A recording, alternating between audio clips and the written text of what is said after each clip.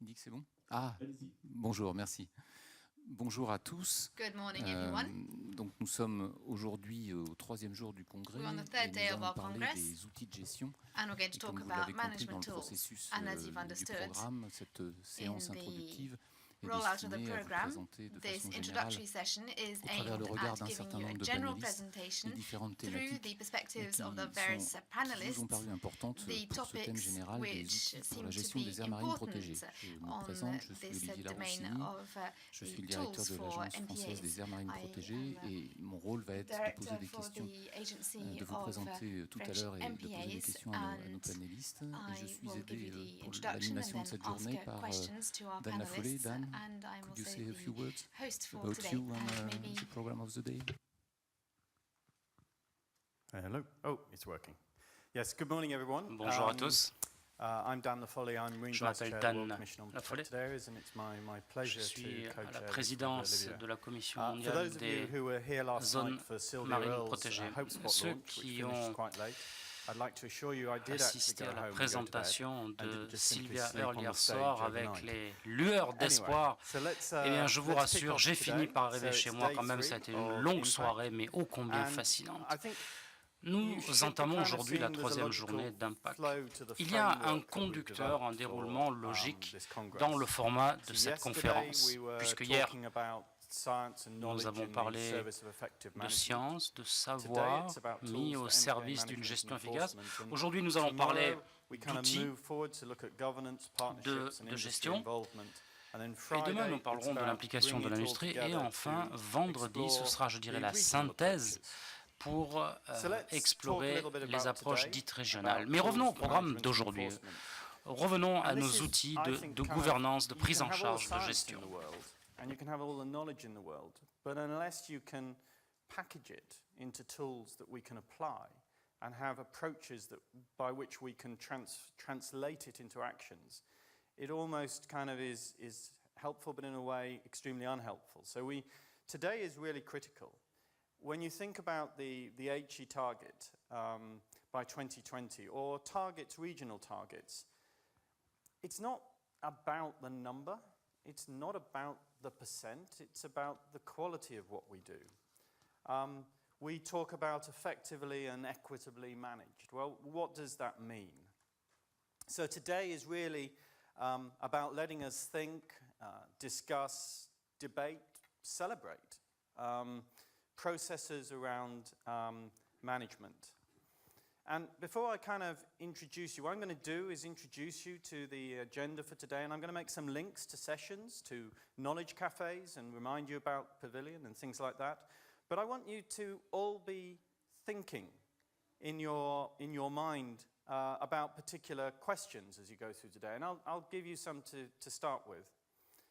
So when you listen to the sessions, you listen and you consider management, for example, how are we evolving our management concepts?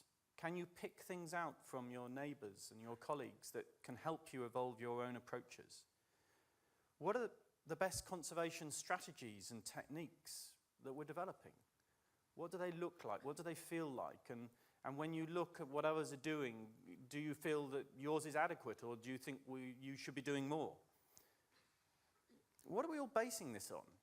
At the end of the day, we not only have to carry hearts and minds, but we also have to have the evidence.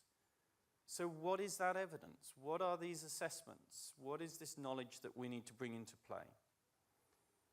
And when we think of this and we pull those sorts of questions together in our minds, how can we further improve management? And how can we safely and consistently enforce? Again, it may not be so much enforcement as perhaps compliance, I think you might be going to say. But in the end, we also need to be thinking about how's this funded? How is it sustainably financed? So today's really about the essential stuff. It builds on yesterday and it feeds us into tomorrow. But if you don't have the tools, you don't have the management. So we're going to be looking at this theme from different angles. So let me take you through a couple of let me take you through the main themes of the day. So first of all, perhaps the angle of managing marine protected areas. And here we're going to have sessions on management plan implementation, stakeholder engagement, sustainable financing. So for example, there's a session on management plans from A to Z, which if you're looking at this would be a great one to go to. Or there's a knowledge cafe, which is looking at how you move from knowledge to management in seamounts in the Southwest Indian Ocean. So there's a kind of variety there already. And then when we look at another angle that we can explore this from, such as the angle of increasing effectiveness, what are standards in all this? So we're going to be investigating certification and standards. And how do we increase effectiveness by monitoring, assessment, and enforcement? So when you look at the program in this area, there's sessions on evaluating management effectiveness. There's certification and standards. There's a session on the green list, as we were calling it. So in IUCN, if we have the red list of everything which in my view is dying or going extinct, there's a good news story developing which is about the green list, which is about bringing together certification and standards. So you can learn about that. Or if you want to look at the assessment side of things, there's sessions running, 2 sessions running one after another on strategic environmental assessments. Or perhaps you're more interested in stakeholder involvement in MPAs. And again, there's some major sessions running on that. And there's also knowledge cafes. Don't forget the knowledge cafes. So there's success. We range today from success stories through to locations like California and Europe. So again, a great richness of opportunities to explore that particular theme. And then, of course, we need to be reflecting on moving from MPAs to MPA networks. And what's involved here? So the theme here will be exploring planning networks at various scales and also MPAs in a changing world. And we've got, again, some major sessions on experience with national MPA networks. And in the changing world, we've got a session on MPAs in the changing world, island challenges, for example. So there's lots of things which link the individual sessions to the themes, and there's questions for you to think about during the day. As I say, don't forget about the knowledge cafes. Don't forget about the films. This week we've got, I think, 70 films that are showing, and there'll be films showing today in the screening room. And then there's also the pavilion, where we range from books and film festivals to fisheries in West Africa and livelihoods. I'm particularly looking forward to, there's a session from Google, from the people who power Google, looking at the science of MPA promotion and underwater street view. So there's something, I think, for everyone today under this theme. So from me, enjoy the day, and I'll hand back to Olivier to get some perspectives now, I think, on it. Merci. Pour continuer à vous donner une façon d'aborder la journée, nous allons donc donner la parole à nos panélistes, en commençant par Marina GOMEI est biologiste du milieu marin et elle s'occupe plutôt des aires marines protégées WWF Méditerranée. Elle participe à des projets en Algérie, en Libye, en Croatie, en Turquie où elle participe à des développements de plans de gestion. Elle s'attache aussi beaucoup aux questions d'approche écosystémique et à faciliter la participation des acteurs et les approches intersectorielles. Je pense qu'à partir de cette expérience, Marina, je vais vous demander de revenir au début, c'est-à-dire notre approche globale qui tend vers une approche intégrée, une approche écosystémique et qu'on essaye de traduire à l'amont de toute chose dans un plan de gestion. Comment vous voyez-vous les enjeux de cette journée en termes de problèmes à discuter, peut-être ce que vous en attendez pour progresser? Expect from today and what you expect to advance. Well, so yeah, I wanted just to follow up on what also Dan was saying, that yesterday we saw how many considerations we should take into account to well design and then manage marine protected areas. There are the biodiversity and ecological considerations, but also the social and economic considerations that are fundamental to be integrated together in a holistic approach so that really marine protected area can maintain or restore healthy ecosystems or maintain food security, incomes, and jobs. Because we all know that even if in the last 10 years, many MPAs have been created, we know that it is not translated in an effective protection of our ecosystems. And to reach our biodiversity targets, we really need to achieve effectively managed marine protected areas. But we also know that it is very challenging. People in the field, marine protected area managers, but also the authorities really face many challenges to arrive to implement an ecosystem approach, an ecosystem-based management in marine protected areas. So basically, today, during the workshop, especially in the management plan from A to Z, we are going to learn from success stories, because we do have success stories of people and MPAs all around the world that have started to develop management plans with a really integrated and logic framework, where there are marine protected area objectives identified with in consultation with the different stakeholders, and monitoring plans has been created so that it is possible to assess whether or not those marine protected area objectives are met or not, and where zoning plans has been developed, again, with the support of the different resource users, with the fishermen, the divers, the tourist operator, so that those new regulations at sea are being, are endorsed at the local level, but also at the central level, with the integration of the different authorities and ministries to the process of developing a marine management plan. So we will hear about those experiences in the field. We will also learn about the effort done at the national level from a number of national authorities that are in the process of reviewing the management plan framework, to review it so that it can move from an opportunistic approach to a more long-term, objective-oriented approach, and not only at the national level, from the national systems of marine protected areas, but also the ecological networks of MPAs. So it will be, today, during the workshop, we will hear about the human experience of the men and the women that are working in the field. Merci Marina. Je vais demander maintenant à Charlotte KARIBUHOYE. Charlotte est biologiste de la conservation. Elle travaille à la Fondation internationale du banc d'Arguin, où elle coordonne le programme sur les aires marines protégées. Et elle a, je la connais pour ça, contribué à la mise en place d'un réseau d'aires marines protégées en Afrique de l'Ouest.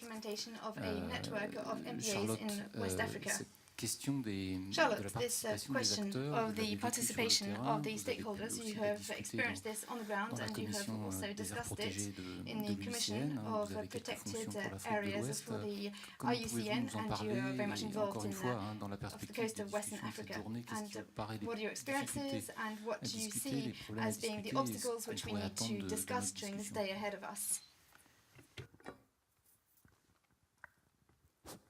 Merci Olivier, bonjour à tous. Thank you, Olivier. I will talk in French. Good morning to all. Tout le monde s'accorde à dire I think that everyone la participation des acteurs, agrees that the participation of stakeholders is very important. And maintenant, la question qui se pose, seems that there is a lot of doubt around this area now. And the question is how to engage them and what to do. Today it seems to me very important to think about the involvement of the stakeholders beyond the simple formalities. Because often we try to involve the stakeholders because it's been asked for or because it is a precondition in order to receive something.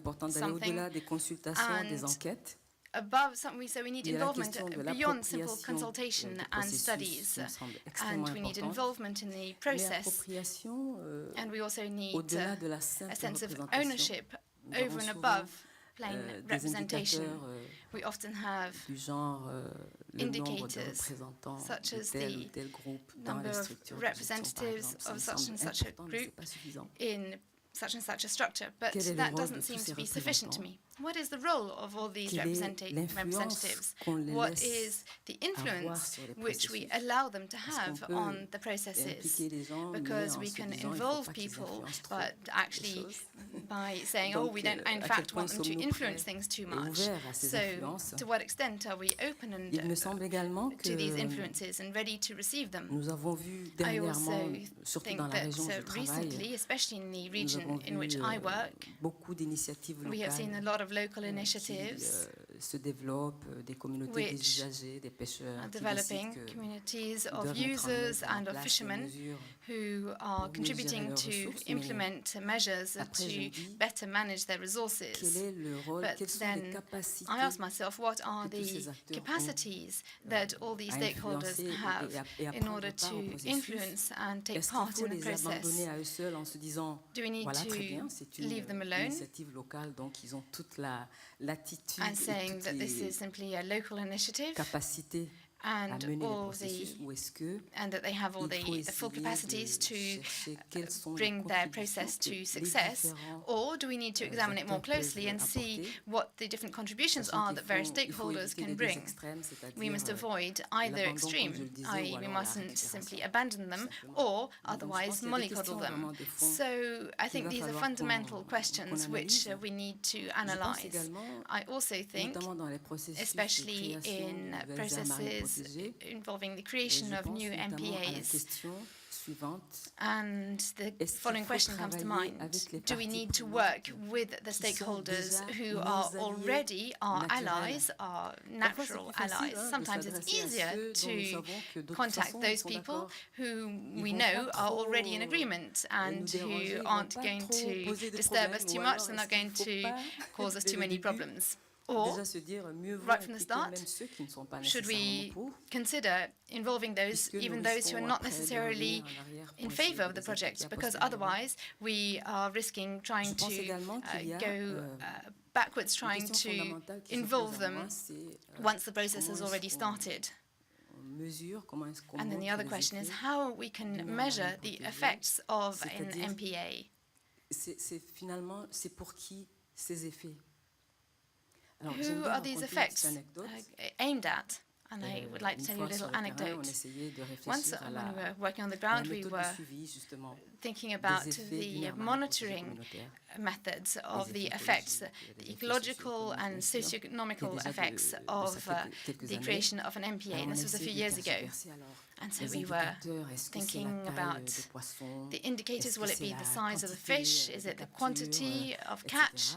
And so on, and we were a little lost. So we thought, well, we'll ask someone from the community. And so we put this question to a member of the community. What do you think would be a good indicator of the positive effects of your MPA? And he looked at us and said, well, it's very straightforward. Here's an example. This is in the archipelago of Bissaos in Guinea-Bissau. We have a local ceremony here, which we have abandoned for a number of years, because to carry out this ceremony, we need a particular species of fish. But this year, we are going to be able to carry out the ceremony again, because the species of fish has returned since the creation of the MPA. And we were totally astonished, because it's not something that we thought about. So that's to tell you about the effects of the marine protected areas. Who are they actually for, and how do we measure them, and how do we involve all the stakeholders, each one with their interests and their needs and their expectations? And just a last word about transparency in the involvement of these various stakeholders, because that is my subject area. Transparency seems to me particularly important. Transparency is really not to create unrealistic expectations. We've seen examples where people have become very involved in the creation of MBAs because they believe that we'd achieve very quick results and that we were going to be able to come back to the old and sustainable practices which used to exist. So I think we need a certain amount of humility and sincerity to say, well, this is what we could expect. So there is no guarantee. I think questions like that today should be analyzed. So we will hold a series of workshops today on the participation of stakeholders, and we will hold, for example, 3 workshops in the amphitheatre, where in the first half we are going to see what the involvement is of the stakeholders in the process of planification, of planning and of development of MBAs. And then we will look at the implementation of management programs. And in the third part, we're going to analyze the questions of governance, because of course all this is linked to governance and how we can try to implement mechanisms which allow the different stakeholders to get involved in these various processes. Thank you, Charlotte. And what struck me the most in what you said is this question which we are all asking, which is that we have principles, but do we really have the will to implement them? We have stakeholders, but do we really want to involve them and listen to them? And then we have another associated question, which is, are the stakeholders ready to play the game? Mr. Travail, you are a French politician, and your position is perhaps slightly unusual in this forum. You are government representative in the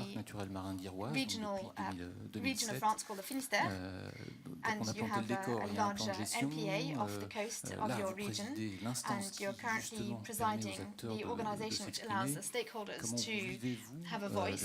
And what is your perspective on the implementation of this management, and what are the conclusions that you have after these 3 years of implementation? Well, good morning. The Marina Park of Iroise is a 3,000 square kilometers in surface area, within which we have 3 inhabited islands with a couple of hundred inhabitants each, 100 or so permanent fishermen who work around the region. There are some who come in, but there are 100 or so which are there on a permanent basis. And then we have several numerous protected species which we are tracking, and we have various activities for leisure, economic sector and environmental sector.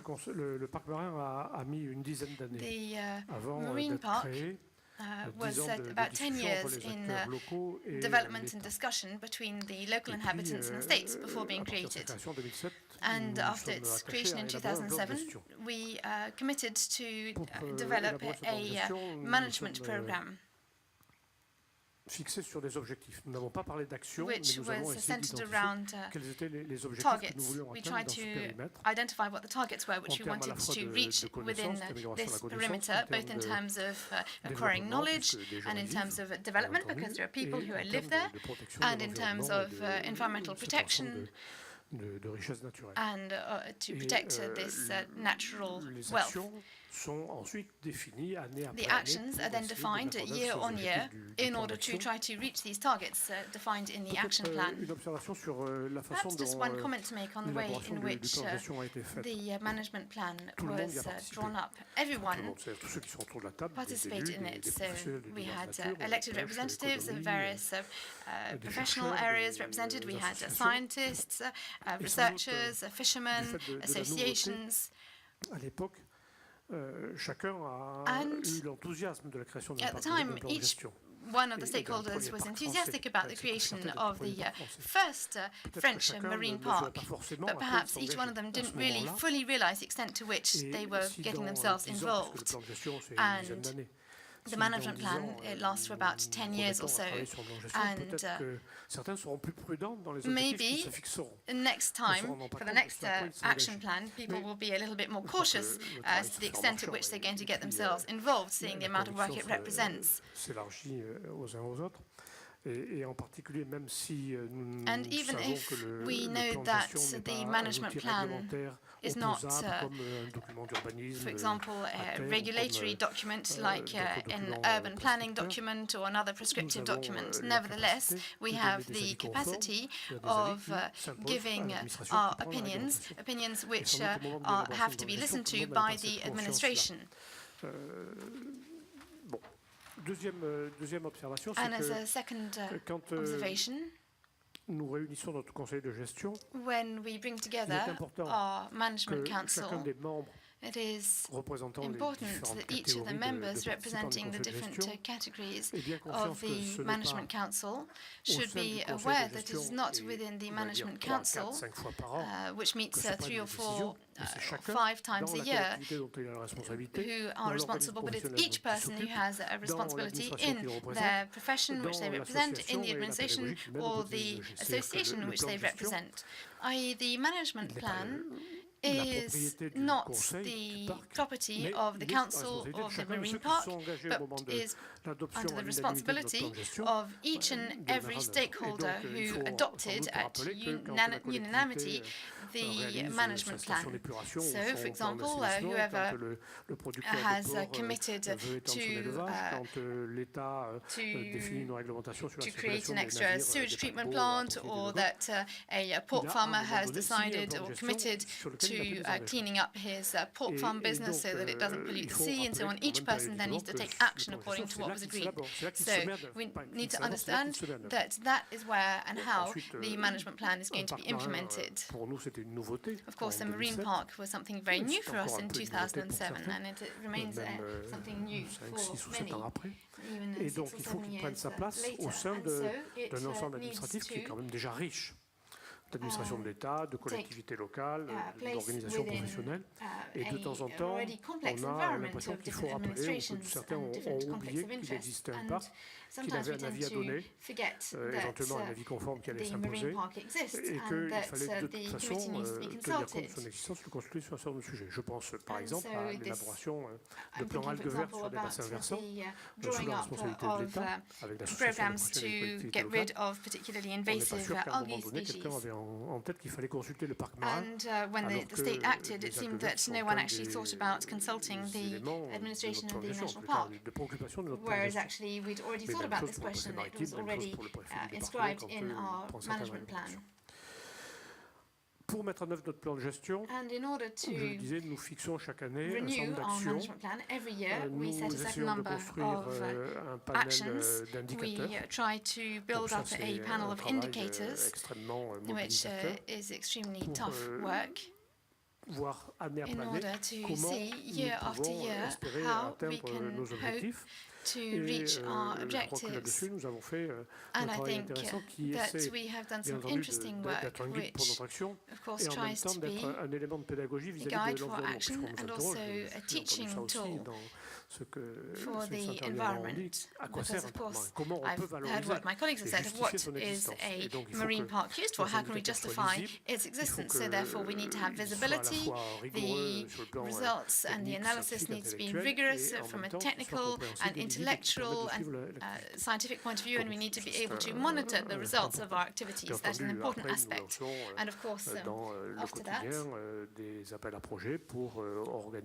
we will bring together meetings in order to bring together different stakeholders and discuss the different issues and come up with actions.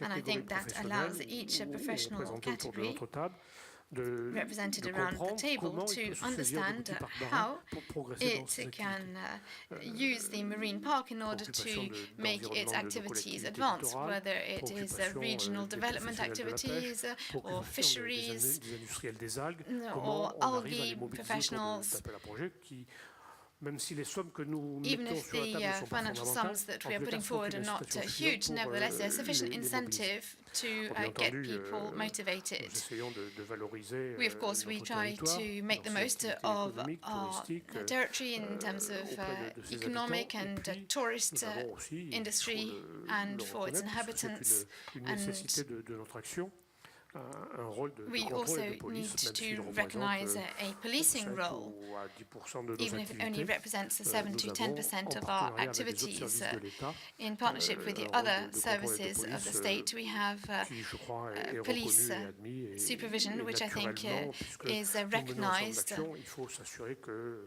ni le braconnage, And ni we need to make sure that les there is no incivilités poaching vont venir contrarier ce que nous faisons. or any other kind of activity which will Dans le plan de gestion, work nous against avons our un action outil plan.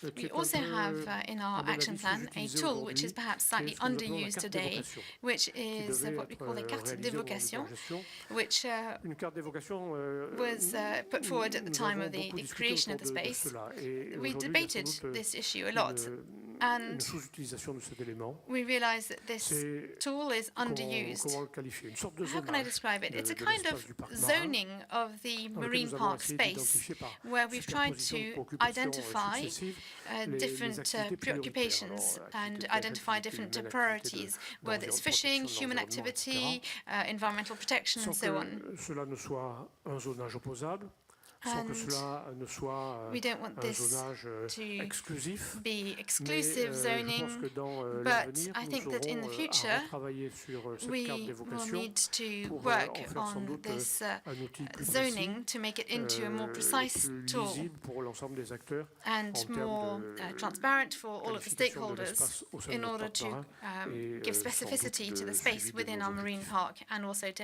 help us towards Merci the beaucoup. towards reaching our objectives. Thank you, c'est and pas une fin en soi. we can see that Quand on l'a, on n'est the pas au bout management des plan peines. isn't an Vous avez end in parlé itself. Problème de positionnement We've talked institutionnel, about d'avoir des problems indicateurs, of d'avoir des institutional moyens positioning, incitatifs, de with faire de la having police. motivational je means pense and que la policing question que vous means, posez and à I la think that fin the question sur that you are asking at the end du about zonage the qu'on a pu faire dans le usefulness plan de of gestion the est zoning which intéressante we pour have les inscribed discussions into the d'aujourd'hui. management Je vais me plan tourner vers is an Glenn interesting one, Ritchie. and I will now hand over Vous to êtes Glenn Ritchie, spécialiste de who la gestion is côtière a à specialist l'Université de Rhode of Island coastal management at the et vous University êtes of Rhode responsable des Island formations et de la and professionnalisation dans the les domaines officer de la gestion for côtière et des aires marines training protégées and education in avec the des management initiatives of innovantes de MPAs with very certification innovative de measures for professionnels des aires certification marines of protégées en Afrique de professionals l'Est. of marine protected areas from the coast of Clairement, East Africa. on a besoin de professionnels, Of course, we on a need besoin d'évaluer professionals, les we résultats de need notre to gestion, la assess façon the dont on l'a fait. outcomes of our Vous êtes un management. spécialiste de ça. You Comment are a vous specialist réagissez in aux this premières area, interventions and et what are comment your vous voyez thoughts about ces questions these à traiter aujourd'hui? first few words that you have heard, and what are the questions for today? Merci. Globally, I think we're entering a new generation for MPAs. A lot of the speakers and the talks yesterday were really highlighting that the experimental and creation of MPAs phase is ongoing. It's more advanced in some places and young at others, but that it's moving forward. Governments have laws and policies in place to allow MPAs to be established. And from that, though, as we know, there's a lot of paper parks, and we also know that maybe even worse, there are some parks that are managed but not so well and creating a lot of conflicts with local communities.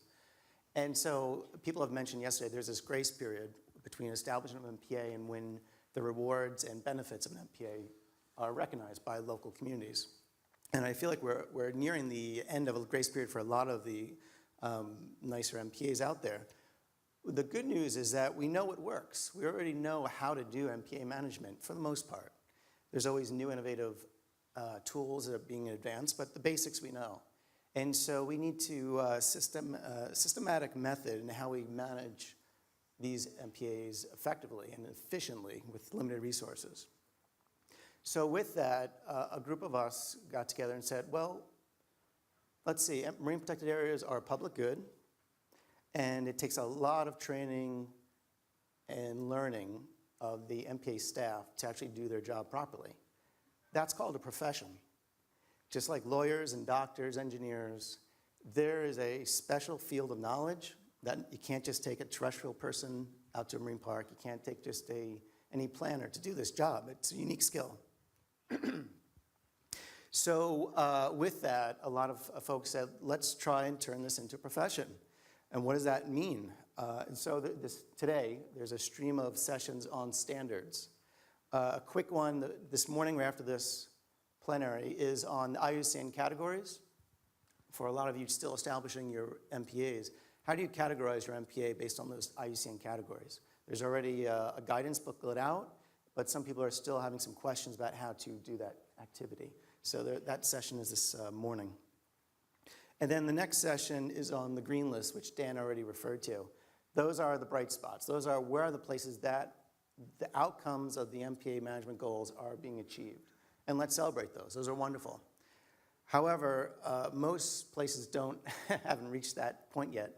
And also, when talking about a profession, think about if you have to go in and get a heart transplant or any major surgery. It's wonderful to know that the hospital is efficient and effective, but you still want to know that the doctor operating on you is trained and competent. And not just they went to medical school, but they actually have done the practice. They've gotten feedback, what works, what doesn't, and they've proven they can perform on the job. And that's the key, because there's a lot of training courses out there, and they're wonderful, but there's no feedback mechanism, very limited in applying it back on the job. And for all of us, most of what we learn is on the job. So what we can control, there's a lot of things we can't control with marine protected areas, but what we can control is internal management.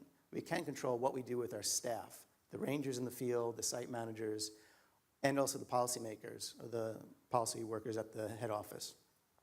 So with that, IUCN's WCPA's Capacity Development Program, during the 2012 Congress, they endorsed and made official their Capacity Development Program, which does include the Green List, but also includes this program called the Global Partnership for Professionalizing Protected Area Management. What does that mean? So that's the idea of let's explore, is MPA management and protected areas management, because it's terrestrial and marine, a profession? If yes, then what does that mean? What do we do? And the program has 4 key elements. One is, what are the competencies that staff members need on the job to perform, to make the MPA work? Let's be clear about it. A lot of government agencies and officials don't have clear competencies upon which their performance review is based upon. Second one is that's the big one, the competencies. Second then is, what are the best courses and online materials available? We can't all get to training courses. Sometimes the government agencies aren't organized yet. How do we have an online library of sorts? The third piece is the certification element. How do we assess performance on the job? How do we know that the people we are giving over the responsibility for compliance and management on a day-to-day level can do the job? As people mentioned, these are trillion-dollar assets. Would any business hand over the keys to a staff where only 20, 30% are competent? Why do we do that with MPAs? And so that really forces some tough questions about what we're doing and how to move forward. So that session is this afternoon. If you're interested, if any actual managers out here, I can't see too well, but if you do work at an MPA site, probably not rangers here, but site managers, please do come to the afternoon session, because it really is for you out there. I know the rest of us like to help, but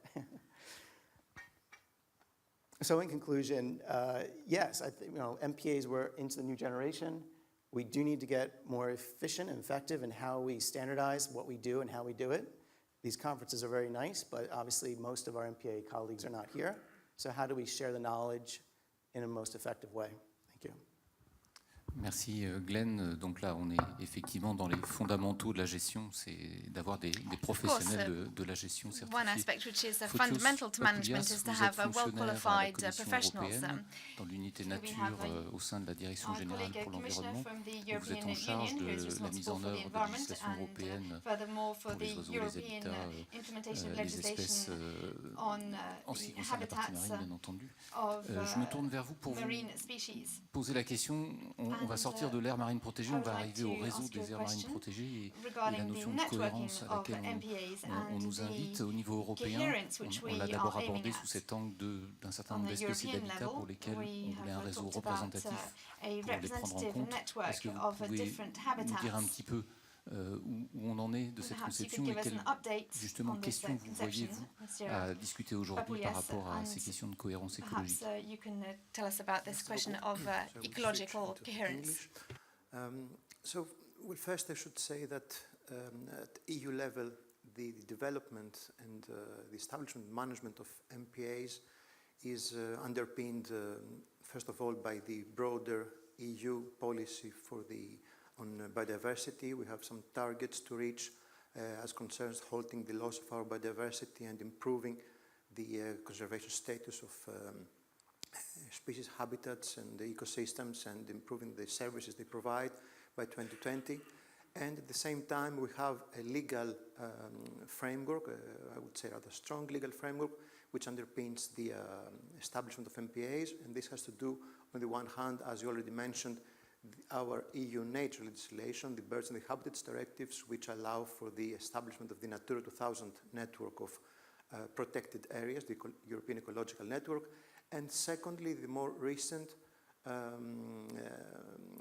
legislation concerning our strategy for the conservation and improvement of our marine environment, the so-called Marine Strategy Framework Directive. I'm mentioning this because we have to work against this, I would say, rather strong legal framework, and the development of marine protected areas is identified in the context of the Marine Strategy Directive as a key spatial measure in order to be developed, in order to allow us to move towards the goal of achieving good environmental status of our marine waters. In that context, the Natura 2000 network plays a significant role because on the basis of the experience that we have acquired so far on the establishment of the network on the terrestrial part of the EU, now we are expanding the network in our marine waters. And here we faced, I would say, two kinds of challenges. The first one has to do with the legal challenges. I mean, what are the marine waters in which our legislation applies? And secondly, and most importantly, the technical challenges which have to do with acquiring the necessary knowledge about the presence, the distribution of species, marine habitats, their state of conservation, which then would allow us to move forward. I would say that the legal aspects have been relatively clearly solved so far, so our legislation applies in all marine waters where member states exercise sovereign rights, meaning not only coastal and territorial waters, but also within the exclusive economic zone, so up to the 200 nautical miles from the coastlines, or even beyond within the continental shelf. But now we have to deal with the more technical issues about the gathering of the necessary knowledge which will allow us to know where and how much of our protected marine species and habitats occur in our seas.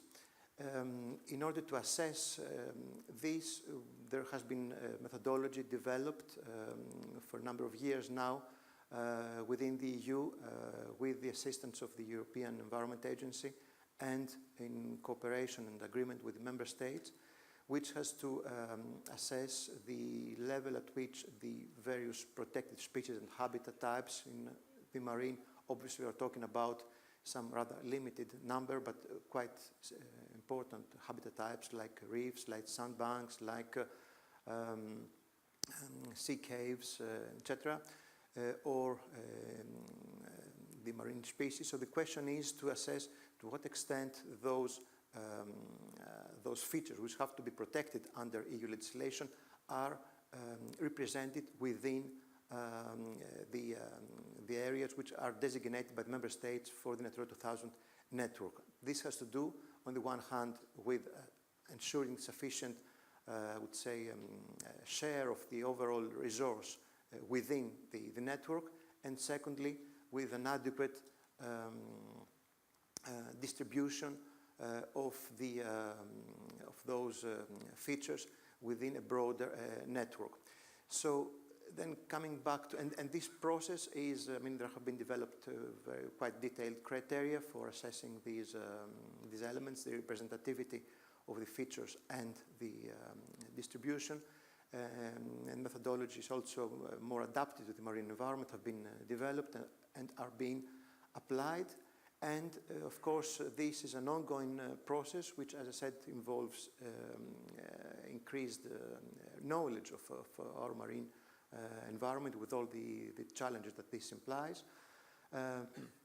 And this process is being monitored and is being supported at EU level by the Commission and by the European Environment Agency. So to come back to your initial question then, where do we stand with the coherence of our network? We're assessing the context of Natura 2000.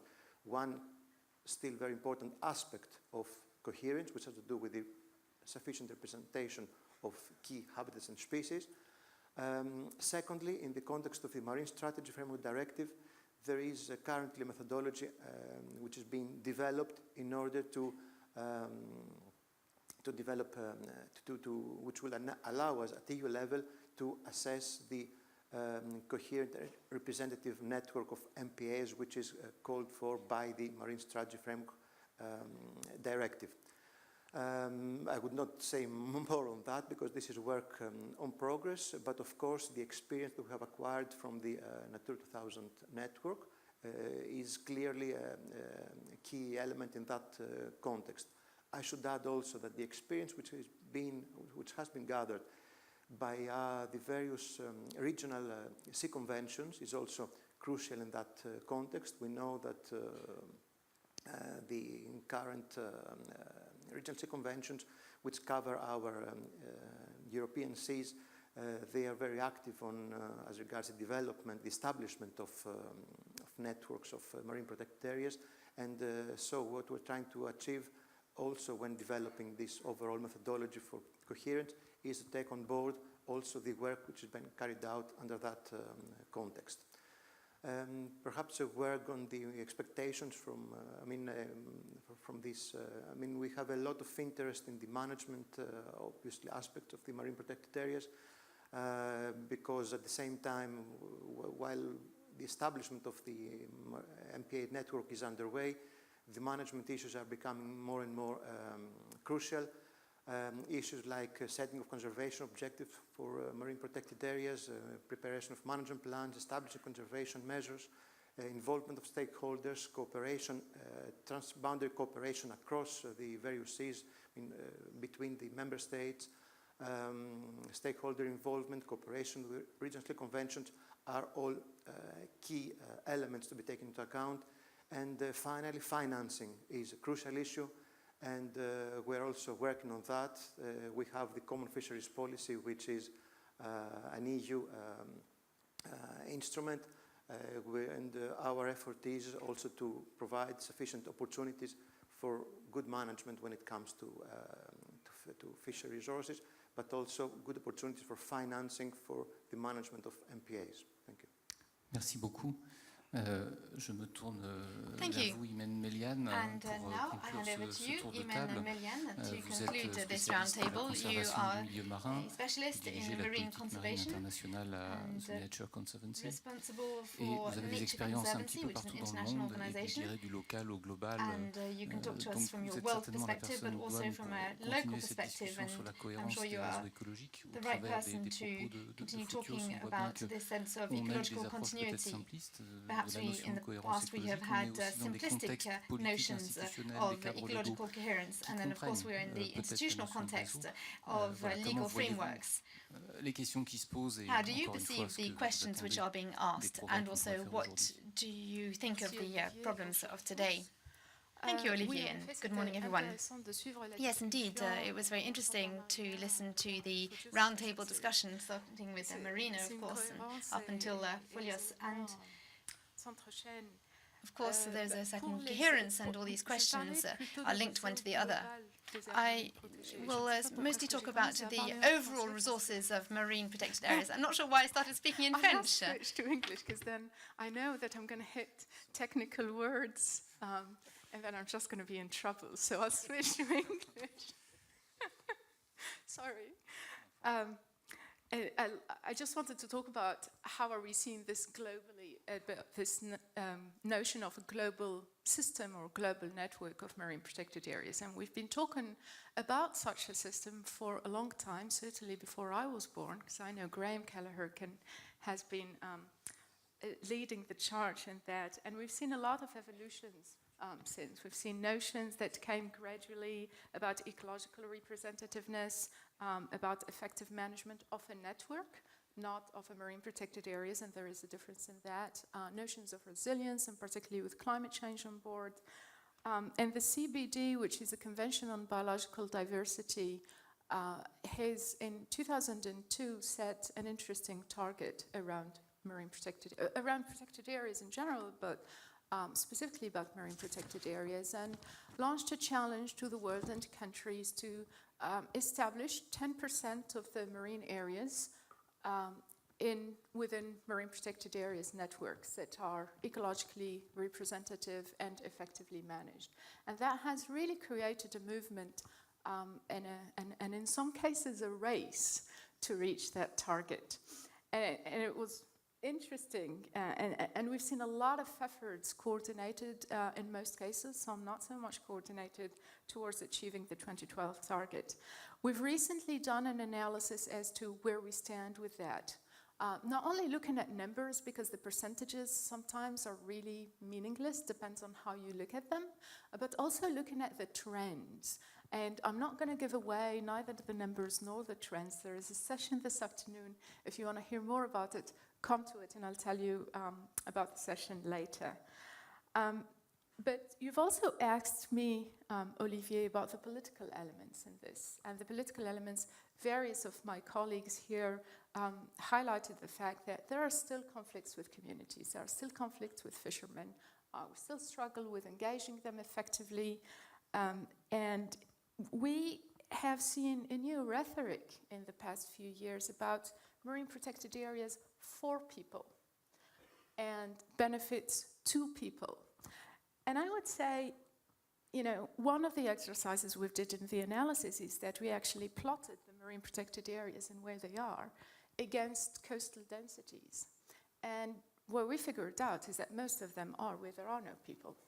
So how much benefit and which benefit are we talking about to people, and how could they be delivered effectively to people is an interesting question that we want certainly to dig deeper into. I'd say that to a large degree we've really provided kind of a lip service to MPA's benefit to people. We've done a lot of, after the fact, we're going to go and measure some of these benefits, and there has been some good studies on that.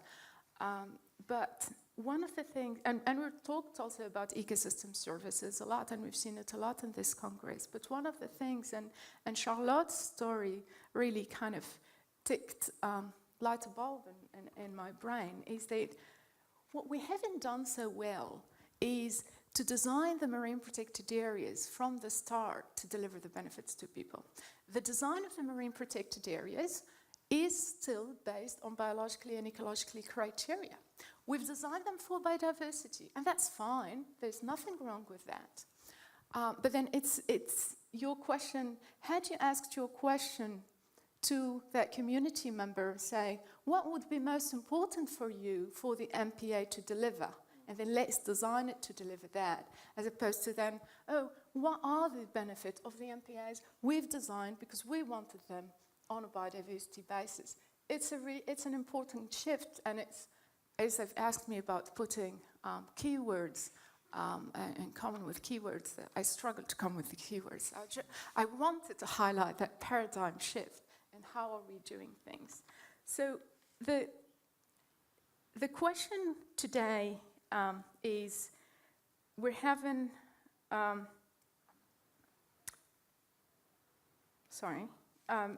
it's how are we going to do that in really putting at the heart the socioeconomic part of the benefits and the heart of the design of marine protected areas. At best, they come, I would say, as a third layer, often when we are talking about the management side. Then when we go talk to the communities and to the politicians, but we already have said that marine protected areas, so enough said about that. The opportunity, because we do want to look at the future, is I see the RICCI target, the revised RICCI target of the CBD provides an excellent opportunity to discuss some of these issues and to perhaps put some new ways forward, because it introduces 4 new changes that are very important to the previous target.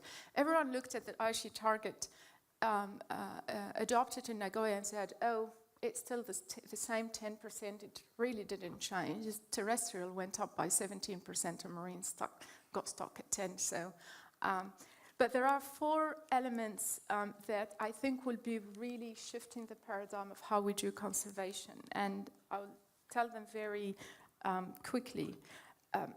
They're, in addition to areas important for biodiversity, they introduce a new notion of areas for ecosystem of importance for ecosystem services.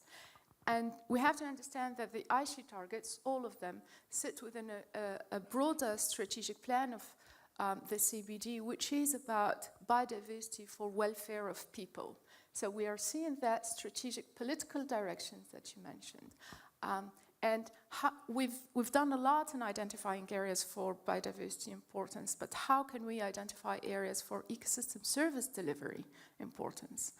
And that is a question that we would like to discuss in this in a session this afternoon. We throw some crazy idea, you might agree or disagree with them, but please do come and share your thoughts. The other 2, actually 3 other elements is that it identifies not only marine protected areas, but also areas of effective area-based conservation measures. And what does that mean? And for example, should fisheries management areas be included or not in counting for the 10% target? So there is that question, what counts and what not in that 10%? Because otherwise you can count everything and then we'll end up with 100% of the ocean, but probably not well managed. So it's another element for debate. There is a notion of equity in addition to effective management, and I think that is a crucial one because it really speaks to right, particularly for indigenous and local communities. We've done quite a bit on the effective management. I'm not so sure we've done so well on the equity so far, and so that one has to be further considered. And the last one, which I like most, is that these MPAs cannot operate as islands of conservation in a sea of depletion. They have to be integrated within a seascape approach. We're seeing more and more of fuses in the oceans and more of conflict. And so we really, as we design and manage these MPAs, we have to look at our surrounding. And I'm really glad that the RICCI target recognized that. Now the question is, how the heck are we going to deliver? And what kind of indicator are we going to be reporting to? So a lot of that will be discussed in a session called Marine Protected Areas, Global Targets and Changing Approaches. It's going to be at 3:15 in, I think, the room L'Accident. I know many, because we've received a lot of letters on the paper we wrote, disagree with some of the things we say. So please do come and let's have a fun and exciting debate. Thank you. Merci beaucoup, Imen. Il est temps de vous libérer pour aller rejoindre les ateliers avec certainement beaucoup de conflits let you go and participate in the workshops with no doubt very difficult decisions to make in terms of deciding which workshop to take part in.